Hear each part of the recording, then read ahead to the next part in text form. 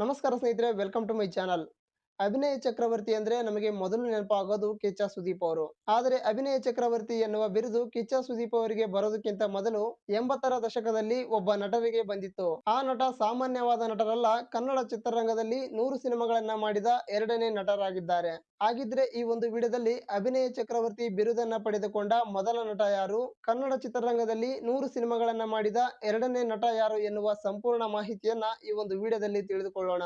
ಹೌದು ವೀಕ್ಷಕರೇ, ಅಭಿನಯ ಚಕ್ರವರ್ತಿ ಅಂದ್ರೆ ನಮಗೆ ಮೊದಲು ನೆನಪಾಗೋದು ಕಿಚ್ಚ ಸುದೀಪ್ ಅವರು.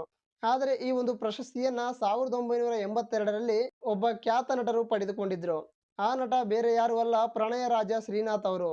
1982ರಲ್ಲಿ ಪ್ರಣಯ ರಾಜ ಶ್ರೀನಾಥ್ ಅವರು 100 ಸಿನಿಮಾಗಳನ್ನ ಪೂರೈಸಿರ್ತಾರೆ. ಆಗ ಒಂದು ಕಾರ್ಯಕ್ರಮವನ್ನ ಮಾಡ್ತಾರೆ, ಶತಚಿತ್ರಗಳ ನಟ ಅಂತ. ಆ ಒಂದು ಕಾರ್ಯಕ್ರಮದಲ್ಲಿ ಶ್ರೀನಾಥ್ ಅವರಿಗೆ ಅಭಿನಯ ಚಕ್ರವರ್ತಿ ಎನ್ನುವ ಬಿರುದನ್ನ ಕೊಡ್ತಾರೆ. ಈ ಮೂಲಕ ಅಭಿನಯ ಚಕ್ರವರ್ತಿ ಬಿರುದನ್ನ ಪಡೆದುಕೊಂಡ ಮೊದಲ ನಟ ಶ್ರೀನಾಥ್ ಅವರು. ಅದಾದ ಬಳಿಕ ಸುಮಾರು ವರ್ಷಗಳ ನಂತರ ಕಿಚ್ಚ ಸುದೀಪ್ ಅವರಿಗೆ ಈ ಒಂದು ಬಿರುದು ಬರುತ್ತೆ.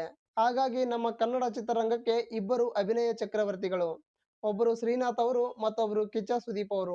ಇದು ಒಂದು ವಿಚಾರವಾದ್ರೆ, ಮತ್ತೊಂದು ವಿಚಾರದ ಬಗ್ಗೆ ಮಾತನಾಡೋಣ.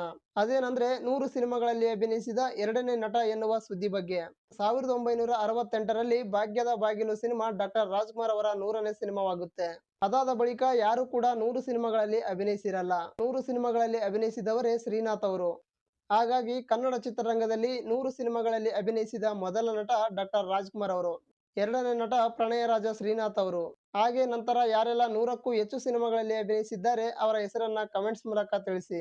ಇದಿಷ್ಟು ಈ ವಿಡಿಯೋದ ಮಾಹಿತಿಯಾಗಿತ್ತು. ಈ ಮಾಹಿತಿ ನಿಮಗೆ ಇಷ್ಟ ಆದರೆ ಲೈಕ್ ಮಾಡಿ, ಕಮೆಂಟ್ಸ್ ಮಾಡಿ, ಶೇರ್ ಮಾಡಿ. ವಿಡಿಯೋವನ್ನ ಪೂರ್ತಿಯಾಗಿ ನೋಡಿದ್ದಕ್ಕೆ ಧನ್ಯವಾದಗಳು.